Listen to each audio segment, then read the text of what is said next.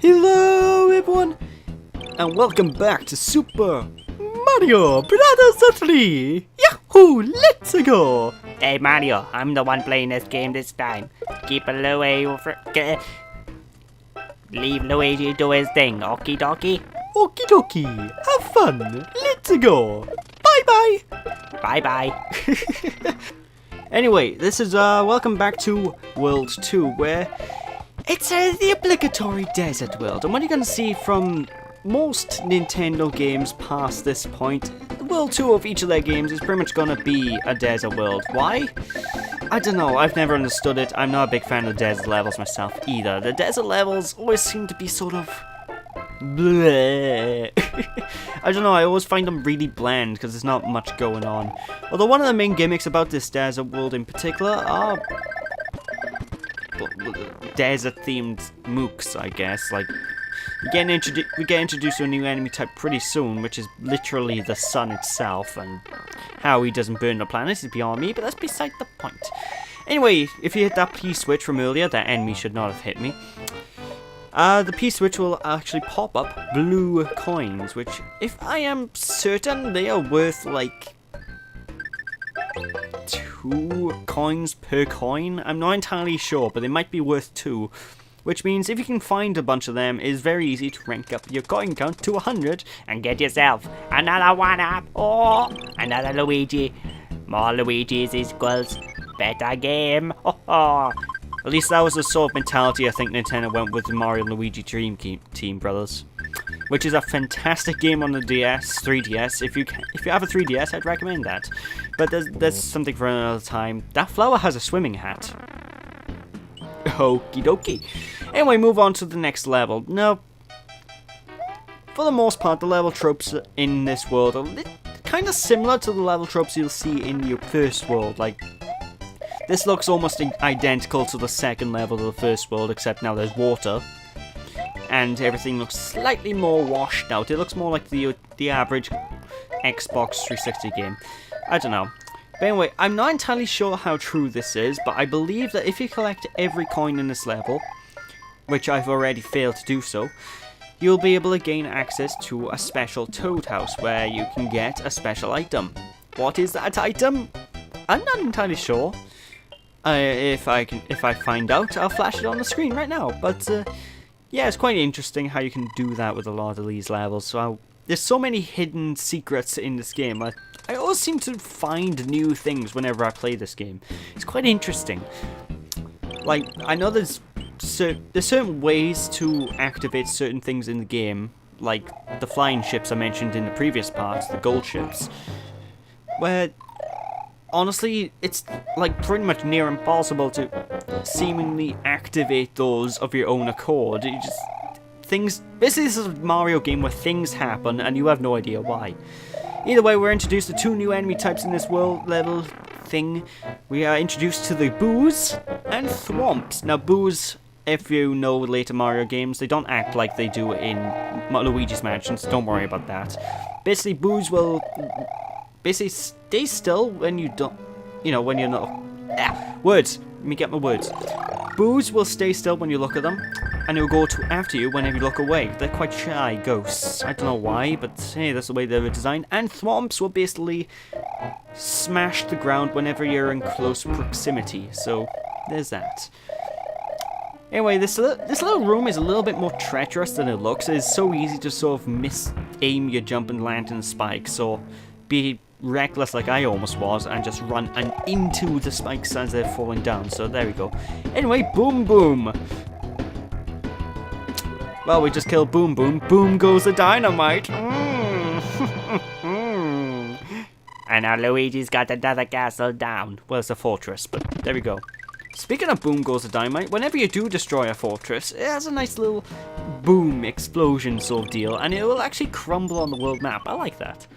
Honestly, I like the idea of the world maps that they introduced in this game as well. Like, I don't know, I've always liked the way the world map looks. I don't know.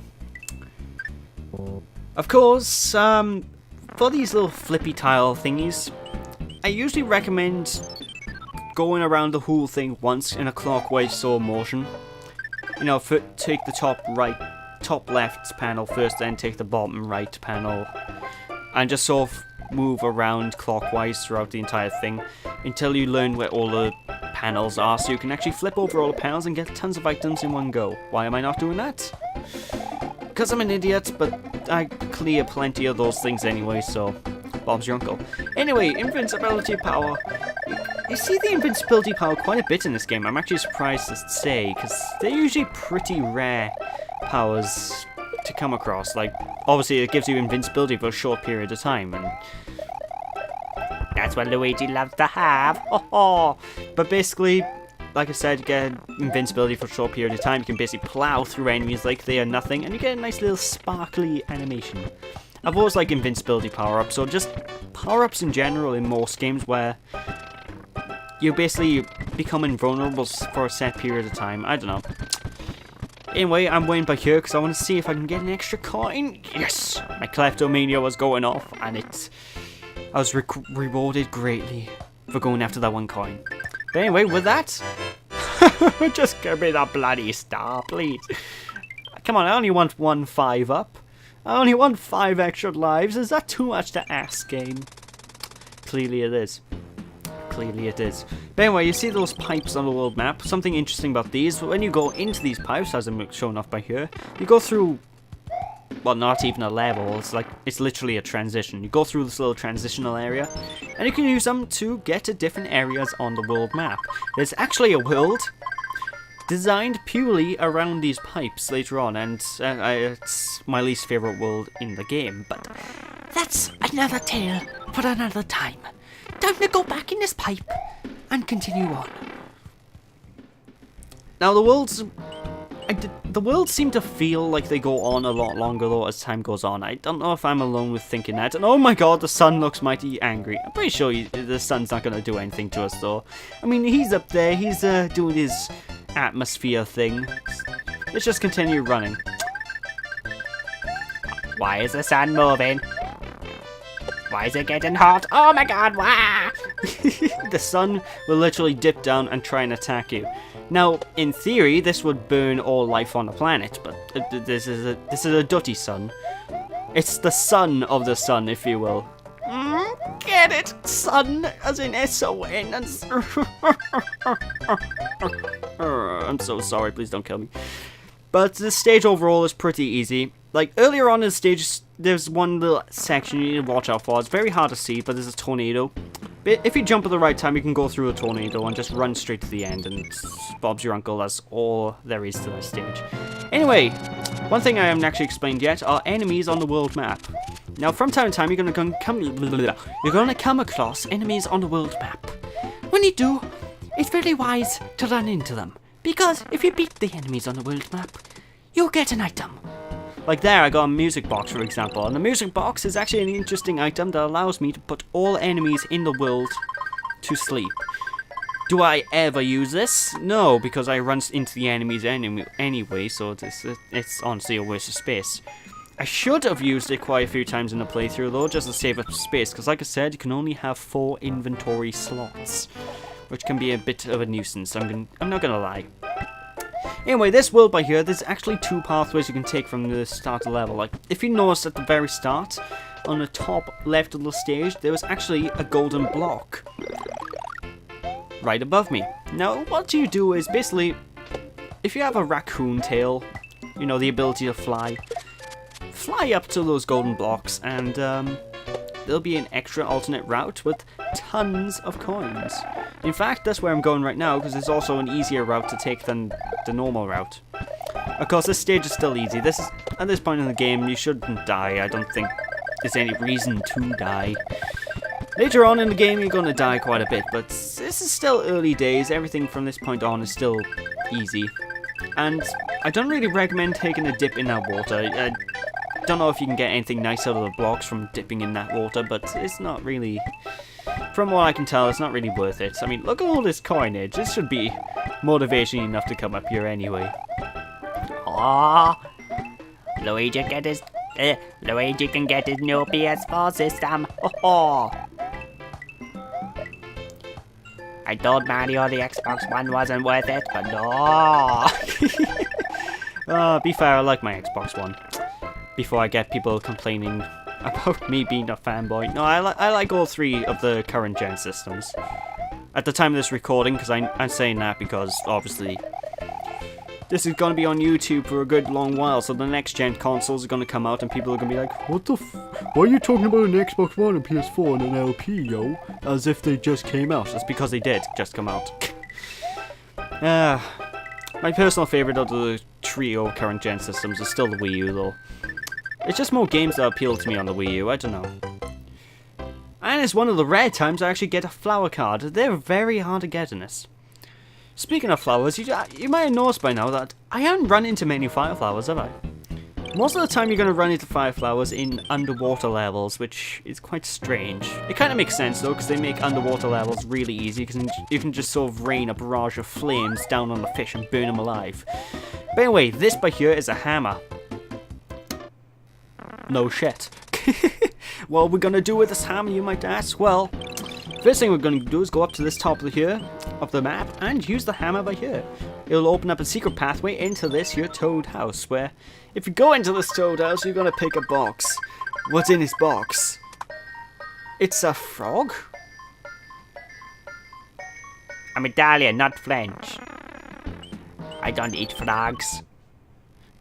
Oh, but yeah, basically it's gonna be a frog suit where someone skinned a frog alive, no idea why, and left it hollow for Luigi or Mario to jump in and use. Now the frog suit is an interesting power that we're not gonna be using in this part, but we will be using it pretty much from the get-go in the next part because, well, the next part is the obligatory water level. And it basically allows you to swim a hell of a lot easier without you having to manage the stupid jump button all the time. And I'll talk about swimming controls when we get to them, because oh, I do not like swimming in this game. Especially this game, because the mechanics are sort of weird with the swimming, but like I said, there's something for another time. Boop. Well, I was really expecting something nice out of that block. Oh, boom. I kind of feel sorry for all these Koopas and Goombas, though. Like, they're meant to be Bowser's minions, I know, but I can't help just think that they're going about the daily routine when Luigi or Mario pops along and boops on the head. Oh, going for a night out on the going for a night out on the down, are you? Oh, not if Luigi had anything to say about it. Oh. Anyway, if you use that shell and boop up here, you can actually gain access to this hidden pipe, which it's not really hidden actually, it's in the middle of the sky. If you look up, I assume you'll probably be able to see it. Well, I say assume, but obviously you can't look up in that sort of way. That's beside the point. Anyway, this is a nice little room where we can get tons, and I mean tons, of coins. And I kind of screwed myself over the normal way of doing it, so I've lost a few coins that I can get, but basically what I recommend is coming in here. If you screw up like I did and lose your way to get hold of the coins, basically use the raccoon feather that you can get on the raccoon leaf that you can get from this box right here, and jump up, hit the B switch. Oh, money. More spandoli. Oh, wants to be a millionaire. I know I do. Oh. Now that's a TV show I haven't seen in a long time. Who wants to be a millionaire? Is that still on TV these days now that I think about it? It's like, I don't know if the American one's on TV or not, but I know the British ones, I haven't seen that on TV for years. Because obviously, me being British, but that's beside the point. Anyway, there's that level done, and you might think, that's all the levels on the map. Complete, isn't it? Oh, we can go straight to the castle and help out the good old king. No, we cannot. I don't know why I'm doing the really, really exaggerated version of my voice there. No, we can't actually go to the castle right now, and I shall call this a monstrosity. Because, you see that pyramid right there? This pyramid is a level in disguise. Kind of like Transformers, robots in disguise. Basically, you jump in the pyramid and it's a level in disguise. And you might try by here to do the one-up, the old age-old technique, the one-up trick that you can use in the old Mario games to get extra lives. For some reason it doesn't work. I don't know if it's just Mario 3 overall you can't do it in, or if it's just because it's the enemy type that I'm trying to use to get the one-up trick. But I haven't been able to get the one-up trick to work in this game. I don't think it's possible. if you're wondering what I mean by one-up trick, for those of you who aren't into the Mario series, basically the one-up trick is you jump on an enemy in a certain angle at a certain point, and you'll be able to continuously bounce off them. Doing so will allow you to gain, well, extra lives. You get so many points, and after a while, the points just stop mattering, and the game will start offering you lives in exchange of points. So then your life count will just basically reach the stratosphere. I don't think you can do it in this game, which makes me kind of sad, but honestly, you don't really need to. Most Mario games from this point onwards, you never really need the one-up trick. The one-up trick's just usually in the games because why not? Like, you can... I know the one-up tricks in the new Mario games, like Mario 3D World, is quite interesting. It's interesting because I'm trying to do that trick in 3D, and it's, I don't know, it just feels weird doing it in 3D, because I'm so used to it being a 2D game thing. Yeah, well, no matter. This level overall, though, is a very short, very easy level. Oh, you're throwing your laundry at me again, are you? Bye-bye. Oh. Seriously, it looks like he's throwing socks at you. I can't get over that. But with that, folks, that is the end of this level. The final level of the world is complete. Which brings us to the World Castle. Okie dokie. Let's have a look at this king now. See what he's up to. Hey, he's one of those spider thingies from Mario 2. Oh, it's terrible. I'm not even bothering. I'm not doing Toad's voice. Unless I start giving Toad accents. Yeah, I'm gonna start giving Toad accents from now on. Just every time we see a new Toad, he's gonna have a different accent. That'll be a nice thing. But anyway, Doom Ship number 2. I love the name of these things, the Doom Ships. I don't know if that was just a localized name, like Nintendo of America gave the games, but I always love it. It just sounds so foreboding. The Doom Ship. Oh, Mario. We're awfully doomed now. Not as doomed as Bowser's gonna be the one when I'm done with him. Mad burn. Anyway, these bullet bill enemies by here, they are a freaking nightmare. I should have collected that mushroom, I don't know why I went through it, but yeah, these bullet bill enemies, they're gonna fly from the right to the screen to the left and vice versa. They're honestly not bad, but when they come in massive packs like in this level, they can become a little bit of a nuisance to dodge. Of course, we haven't seen the worst of these levels yet, because like I said, there's 8 of them, and they get more difficult every time. Unless, of course, World 6 was easier than World 5 for whatever reason. Is it?